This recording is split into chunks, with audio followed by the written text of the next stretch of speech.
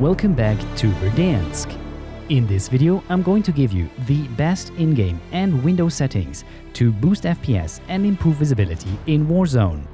As always, my recommendations are based on actual in-game benchmarks together with side-by-side comparisons to help you pick the absolute best possible settings for your system that gives you the best possible performance while at the same time making Verdansk look better than it has ever looked before.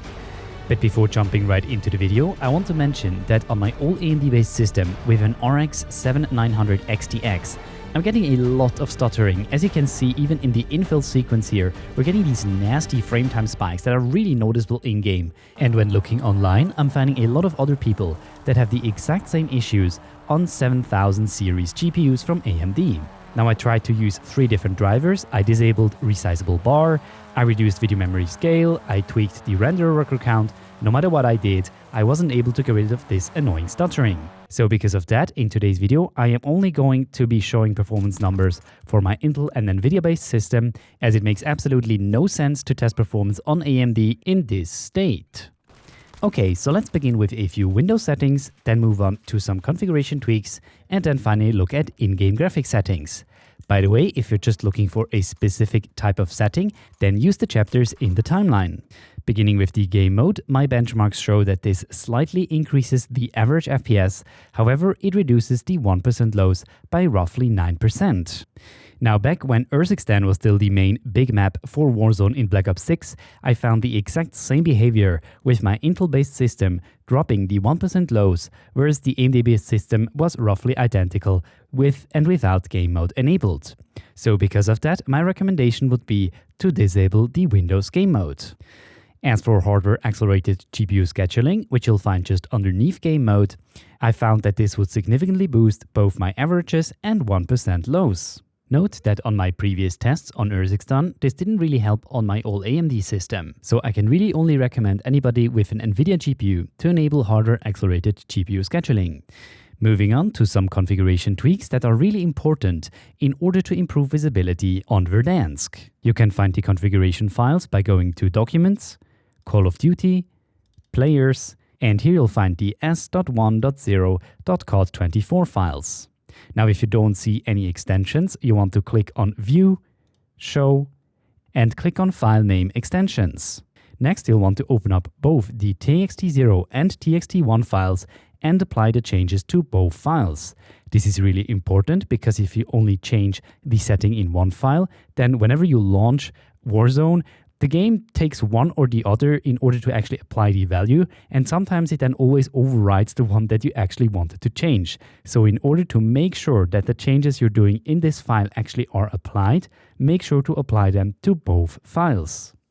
Now, the most important setting in this entire file is the RendererWorkerCount, and this relates to the number of physical cores of your CPU. Based on my latest testing, you can see that setting this value to the wrong number actually has quite a detrimental effect on performance, and I'm seeing a 10 to even 20% boost in the averages and 1% lows respectively by setting this to the correct number.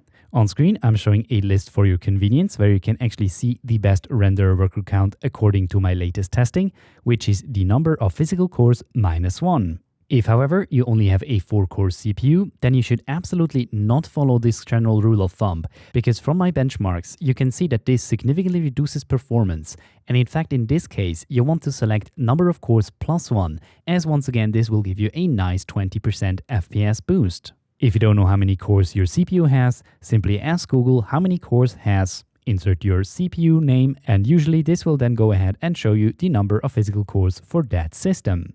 Note that if you have a 12th, 13th, or 14th generation Intel CPU, you'll want to use the number of P or performance cores. Next, look for an option called GPU Upload Heaps, and if you have an AMD GPU, set this to True, and make sure to enable Resizable BAR in your BIOS. If you don't know anything about ReBAR or what it does or how to enable it, then check out the video in the card. On the other hand, Nvidia doesn't natively support Resizable BAR on Call of Duty Black Ops 6, but from my testing, if I force it on using the Nvidia Profile Inspector, this measurably reduces both my 1% lows and average FPS. So if you're on Nvidia, set this to false and disable Resizable BAR in BIOS. Next, let's talk about some settings that can vastly improve visibility in Warzone. The first being Show Blood, which you want to set to false, which will of course disable any blood effects. Just to make sure, you can also set blood limit to true. However, with Show Blood to false, blood shouldn't be rendered anyways. Another super OP setting that you can tweak here is the Enable Velocity-based blur one. And if you disable this, then you're no longer getting this radial mortal blur whenever redeploying, which will make landings so much easier because no longer are you going to miss players that are right below you because they have been blurred by this velocity-based blur. Besides that, all of the other configuration settings that you can tweak here and that other people recommend have absolutely no effect on performance in Warzone. I made an entire video on this exact topic, which you can check out using the video linked in the card right now. In-game, let's go to Settings, Graphics, and talk about the settings in the Display tab.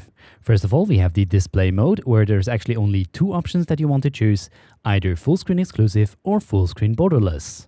Generally speaking, Full Screen Exclusive had always the best input latency, and Full Screen Borderless would allow you to alt-tab much faster. However, my most recent testing didn't actually show an improvement in input latency with Full Screen Exclusive, and on the other hand, I actually got a slight boost in performance when using Full Screen Borderless. Select your primary monitor and double check that your actual GPU is selected on the display adapter. Aspect ratio leave on automatic, and select the display gamma 2.2 if you're playing on a PC monitor or 2.4 if you're playing on a TV. The gamma and brightness comes down to personal preference. I have this set to 55%. If you own an Nvidia GPU, you can enable Reflex Low Latency, which will ever so slightly reduce your input latency.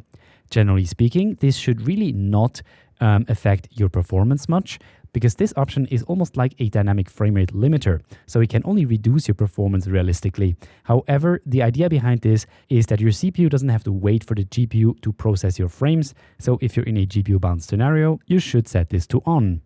On the other hand, if you're more CPU bound, then set it to on plus boost. On the other hand, if you have an AMD GPU, you can also enable AMD Radeon Anti-Lag, which will act pretty much identical to Nvidia Reflex. The Eco Mode preset doesn't affect performance in-game, and I personally don't like to use VSync because this adds input latency and I personally never experience screen tearing. Don't use a custom frame rate limiter because, as I mentioned before, Nvidia Reflex Low Latency acts pretty much like a dynamic frame rate limiter. The next option allows you to decrease the game's render resolution when inside of menus, and note that this does not affect performance when in-game. You can also pause the game rendering entirely or reduce the quality when you're inactive. The focus mode is only important if you have multiple monitors, and this will add a black overlay not over the game window, that of course is nonsense. It actually adds the overlay over the other monitor. So if the game's in focus, then your other monitors are going to be slightly dimmer. If you set this to like 20%, the effect is not as strong. And on the other hand, if you set this to 100%, all of your other monitors are basically blacked out.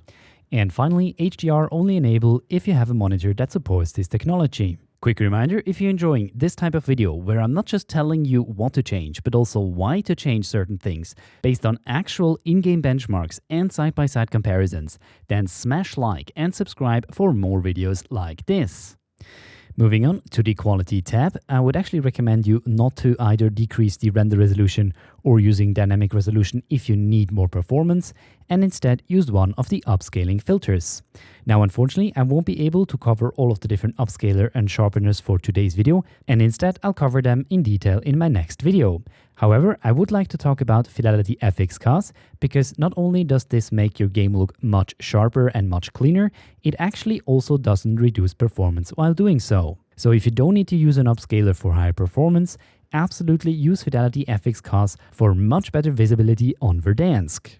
Also, I would highly recommend against using any of the frame generation options in order to boost your performance if you need more performance. Again, instead use one of the upscaler options above, because frame generation inherently increases input latency by quite a lot. If you experience stuttering, then you can try to reduce the VRAM scale target, that is, unless you are on a 7000 AMD GPU, because that doesn't help. But in any other case, this should hopefully help reduce any stuttering that you experience in-game. On the other hand, if you have 16 or even 24 gigabytes of VRAM, and that's VRAM, not RAM, so video memory, then you can consider setting this to 90% and you might get a slight boost in performance. However, for most people, I would just recommend to leave this at 70%. Variable ray shading traditionally boosted performance in Warzone quite a bit by reducing the render resolution in parts of the image that you're likely not looking at. However, on Verdansk, this doesn't appear to boost performance that much. On the other hand, if I look at visual side-by-side comparisons, I really cannot tell any difference between having variable ray shading off or on, and because of that, my recommendation is to turn this on. Texture resolution is one of a few settings in Call of Duty Black Ops 6 that is actually quite significantly reducing performance when increased, with 5 to 11% reduction in performance. Visually, we're getting much crisper and much more detailed textures all over Verdansk when increasing the texture resolution setting, and especially text looks absolutely horrendously blurred and pixelated on the very low preset. Moreover, vegetation is also heavily affected by the texture resolution setting, and having this set to very low or low will result in very low polygon trees all over the map. Unfortunately, with this setting, you're not able to reduce or get rid of these little shrubs and trees all across the map, which are favorite camping spots for our enemies on Verdansk. Note that when increasing texture resolution, you're also going to require a lot more video memory or VRAM. As you can see, when moving to the low preset, I'm using roughly 2 GB more, going to the normal preset another 5 GB up to 7 GB more, and to the high preset we need almost 8 more gigabytes of VRAM. So in total that's about 12 GB of VRAM, and of course if your GPU only has 12 GB, that's not going to be enough. So my recommendation would be to select the texture resolution low if you have 12 or less gigabytes VRAM, or normal if you have more than that in your system. On the other hand, going from normal to high really doesn't give you that much of a boost in visual clarity. However, one place where you can actually see the visual quality improve quite a bit by moving from normal to high is when looking at far away textures of certain buildings. Now I actually think that this is a bug with certain object groups to be associated with a wrong LOD setting depending on the distance that you are to them, because as you can see the other objects around them remain their quality level despite me actually moving in and out of this threshold where all of these buildings turn into a ugly mesh. Unfortunately, neither the on-demand texture streaming, local texture streaming quality, nor the VRAM scale target helped to remedy this annoying pop-in of certain low LOD objects. Texture anisotropic filtering only has a small effect on performance. I'm seeing roughly 2 to 4% reduction in performance by going from low to ultra. Visually, this option greatly improves textures that are viewed at a very shallow angle and essentially will make the game look much nicer. As this option doesn't affect performance that much, my recommendation would be to set this to the high preset.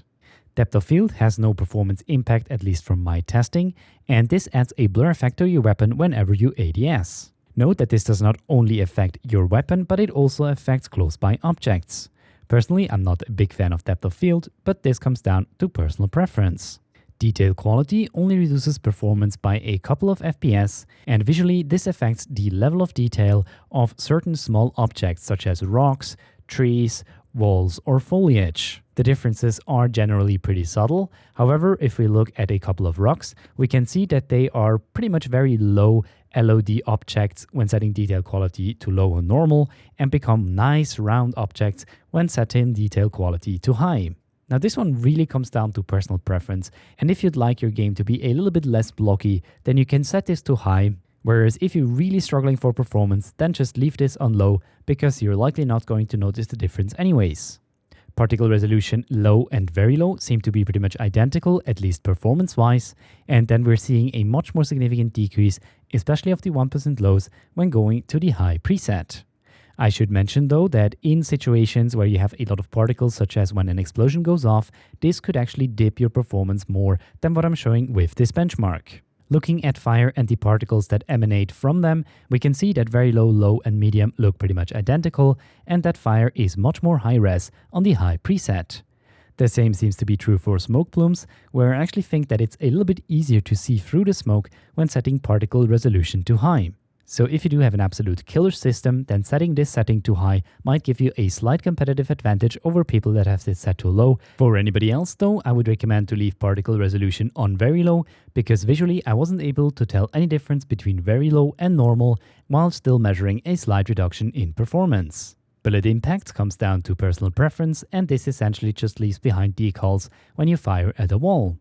Persistent effects doesn't seem to affect performance, and it was also impossible to figure out how this actually affects the visuals in-game.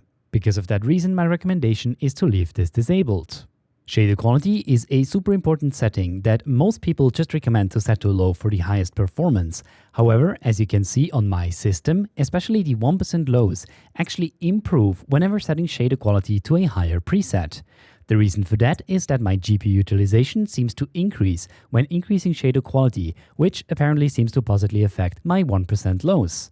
Moreover, you can see that only shader quality high actually has a reduction in the average FPS on my system.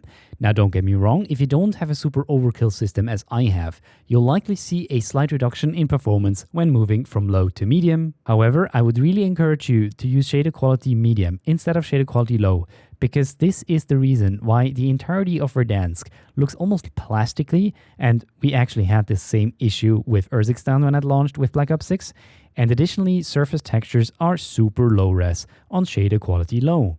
Shader naturally also has an effect on metallic surfaces, which look much shinier on a higher shader level. I should also note that there is no difference in terms of the quality of your skins. Skins look exactly identical with all of the shader settings. Moreover, there doesn't appear to be a competitive advantage of choosing a high shader setting when looking out of buildings, so this kind of bloom effect is pretty much identical with all of the shader settings, and vice versa. If you're trying to peer into buildings through glass, this will look basically identical on all shader levels, while maybe having a slightly different blue hue on the higher shader presets. So, if you can afford to give up a bit of VRAM and a bit of performance, then set shader quality to medium, which will make your game look much nicer. Interestingly, I also saw a slight boost in performance when enabling on-demand texture streaming or raising it from minimal to optimized. This did have an effect on the in-game benchmark of Call of Duty Black Ops 6, however I wasn't able to find a side-by-side comparison of how this affected the texture quality inside of Warzone. Local texture streaming quality also seemed to slightly improve performance inside of Verdansk, but visually once again I wasn't able to tell how this affected the quality inside of Warzone. Shadow quality measurably reduces performance in Warzone with an up to 11% reduction when set to the Ultra preset. On screen you can see how this actually looks with the shader set to medium, and from this we see that shadows that are slightly further away aren't that much affected by the shadow quality preset chosen. However, for close by shadows we can see that they are much more pixelated on the lower presets. Moreover, the shadows cast by enemy players no longer appear on the low preset, whereas with shadow quality on normal, they do appear at least up to a threshold of 70 meters, which appears to be a threshold after which these shadows are no longer drawn even on the normal preset. So my recommendation, if you're on a more high-end system and you're running shader quality on medium, is to use shadow quality normal. Just be aware of the 12 FPS penalty that this incurs. On the other hand though, if you're on a low-end GPU and you're running shader quality low, shadows even at a intermediate distance are much higher resolved and tend to become much more pixelated than with shader quality on medium, which is just something to keep in mind. Screen space shadows only has a small effect on performance, and the reason for that is that it only adds additional shadows on your operator and on your weapons. Personally, I like to enable this, but this also comes down to personal preference. Ambient occlusion, interestingly, only reduces performance by a couple of %, and visually this also only affects very few objects in the world. However, I personally have always been a proponent of ambient occlusion because it makes dark corners generally even darker, making people hiding in them harder to spot. Screen space reflections has especially an effect on the average FPS. I'm getting around 6 to 7% reduction by going from off to normal and high. And visually, this actually quite significantly improves the visual fidelity of the map. Personally, I really think that these reflections look absolutely gorgeous, especially inside of these little rivers where there is a bit of water left. However, of course, for the highest performance, leave them disabled. Static reflection quality also significantly reduces the performance on Verdansk, and because the improvement in visual fidelity, as shown on the right-hand side, isn't great, I would recommend to leave this on low. Tessallation is one of these options that has always been inexistent inside of Call of Duty. I'm not sure where they got this comparison from on the right-hand side. I think this is just fake, because I was never able to recreate any tessellation inside of Call of Duty Warzone. Volumetric fog actually quite significantly reduces performance, especially the high preset, and from a side-by-side comparison, we can see that light sources have a bit more bloom when setting volumetric quality to high. Obviously, this is nothing you want, so leave it set to low. Deferred physics quality also has quite a significant impact on performance. However, I really wasn't able to find how this actually affects the visual quality of water or ground deformation that is, so once again there's a setting you want to leave disabled. Similarly, weather grid volume quality only affects the operator themselves, so it doesn't have a performance impact, and essentially it makes your operator look nice, shiny and wet if you go into water. However, I don't think that that's a necessary feature. And finally, we have the water quality setting, which does reduce performance by roughly 17 FPS when enabling these water caustics, which you'll actually have to look very hard to see in this comparison shot, which is why I prefer to leave this disabled. Moving on to the View tab, we start with Field of View, and interestingly, this game has always been very heavy in reducing the rendering complexity when increasing the field of view. So pretty much contrary to customary belief, increasing your field of view does not reduce performance in Call of Duty Warzone. Pretty much the opposite is the case, and I usually saw the highest performance roughly at around 110 to 115 field of view. I personally like to have a quite high field of view, so I set this to 115 degrees. ADS field of view you want to set to affected in order to zoom in less when you ADS. This makes the guns appear to have less visual recoil, which helps a lot with tracking your enemies. Weapon field of view you want to set to wide to make your gun look as small as possible. And the third person field of view you want to set to 90 degrees. The vehicle field of view I also prefer at the highest possible value in order to give you better awareness what's going on around your vehicle. Finally, absolutely make sure to disable world and weapon motion blur, set the first and third person camera movement to least, and if you don't like to get completely flashbanged, you can also enable this to make your flashbangs look black. Just note that you might think that your game has crashed if you do this, so just keep that in mind. I personally don't mind white flashbangs, so I personally leave it off. So for the impatient among you who didn't want to go through the entire video and listen to me yapping about different graphic settings and their impact on performance, here are my best recommended settings for Call of Duty Warzone. Note that for the highest possible performance inside of Warzone, you'll obviously want to set everything to low. I think that is pretty self-explanatory. And what I recommend here is basically for someone with a GPU that has more than 12 GB of VRAM. If you have less than that, then you'll want to reduce both the texture resolution and the shadow quality from normal to low. If that still doesn't help and you're still not getting enough performance, then you can also reduce the shader quality from medium to low. Now, if you've learned something new from this video, then I would highly appreciate it if you could leave a like and a comment for the algorithm down below. And maybe if I'm not completely losing my mind and this video has performed reasonably well, then I'll also cover the different upscaler and sharpeners in an upcoming video. But that's it for today. Thank you guys so much for watching. Have a wonderful day, and I'll see you guys in the next video.